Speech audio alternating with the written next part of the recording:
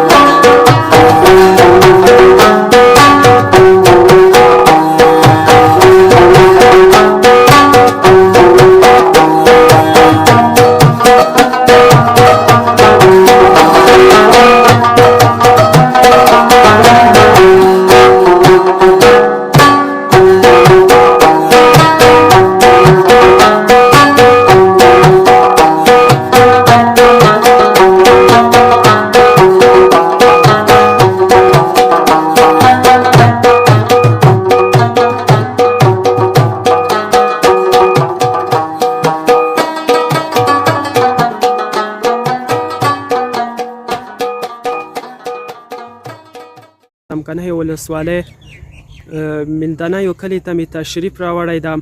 غواړم چې د دې سیمې ښایسته منظرې او شنه ځایونه او د همدې کلي له اوسېدونکو سره خړړهیزې او لنډې خبرې وکړم. نو دلته راسره یو ځوان ولاړ ده، غواړم چې د ده سره لنډې خبرې وکړم. زه شیرجان یم، تخلص مې امیني ده، پکتیا ولایت د څمکنیو ولسوالۍ د میدنیو کلي. وظیفه خو نجار یم، کلهبندي کوم. ولا زده کړې مو نه دي کړي، زده کړې له دغه دی چې جنګ و انقلاب و کړی هم پاکستان کې وې. یو کس مو پلاران هغو مزدورۍ کولې، موږ دومره فرصت نه و چې موږ کورونه هغه کړي وای، مکتبونه مو ویلي وای. مسافرو ته مو دا پیغام دی چې خپلې مزدورۍ وکړي، په بچیو وریارونو تعلیمونه وکړي، وطن په تعلیم جوړ کړي، دوی خپله مزدوري وکړي، کوشش وکړي، محنت وکړي.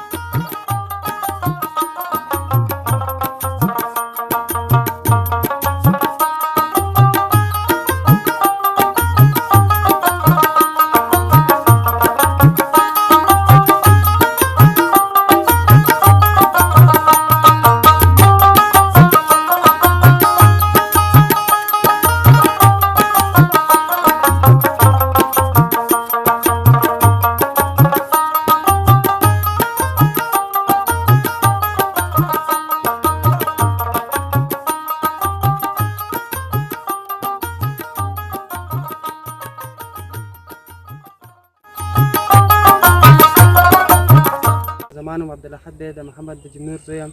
د پکتیا ولایت د څمکنیو ولسوالۍ د بوخیل میرزابې کلي اوسېدونکی یم. هلته کوم مصروفیت نه لرم خو ښوونځي ته ځم. ډېر ښه ماشاءالله. ګرانه د خوښې مضمون د کوم یو ده؟ د خوښې مضمون مې اسلامیات دی. اسلامیات. ښه ډېر ښه. ګرانه څه غواړې چې په راتلونکي کې جوړ شي؟ په راتلونکي کې غواړم چې د سیول انجینري پوهنځی ووایم او خپل هېوادوالو ته خدمت وکړم.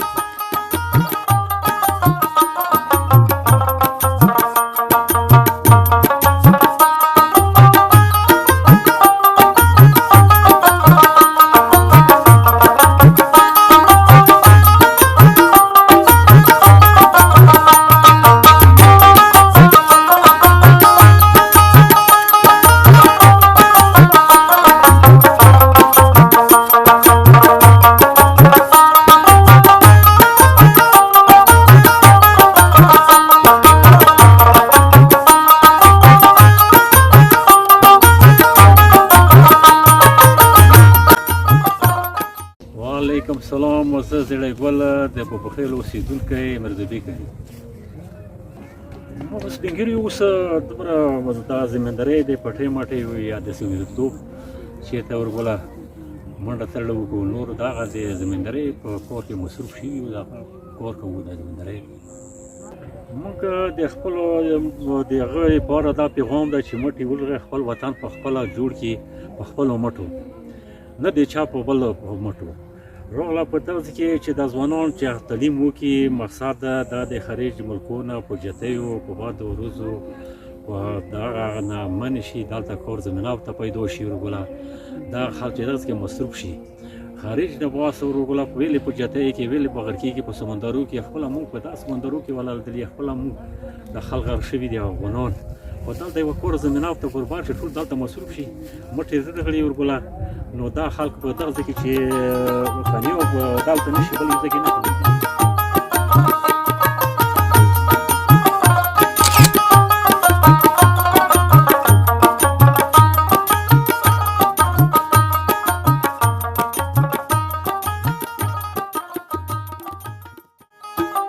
یوه ټپل لرم خدای دې وکړي ستاسو د خوښې ور وګرځي وایي د نیمې شپې سندرې خوند کړي او د نیمې شپې سندرې خوند کړي څوک به مین وي چا به یار بللی وي.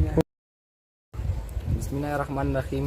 زما نوم محمد یاز احمدي د پلار مې ملا دی د پکتیا ولایت د څمکنیو ولسوالۍ اوسېدونکی یم. د 12 ټولګي څخه فارغ او کمکور ته مې امتحان ورکړ بیولوژي څانګې ته بریالي شوی یم. لیدونکو ته مو دا پیغام دی لومړی خو چې څوک کمکور کې بېنتیجې شوي یا وجې د شرعي دي دوی باید هېڅکله ناخیلي نه شي کال ته هڅه وکړي هر وخت مطالعه وکړي مطالعې کتابونه ولولي د بېځایه فیسبوکو یوټیوب نور میډیا څخه دې چلونه وژغوري. بله خبره دا ده چې موږ د امارت اسلامي څخه دا غوښتنه کوو چې د نجونو پر مخ باید ښوونځي پرانیزي. موږ به څنګه نړۍ سره سیالي کوو چې نجونې ښوونځي بند وي؟ په دا ډول چې نړۍ سره سیالي نه کېږي.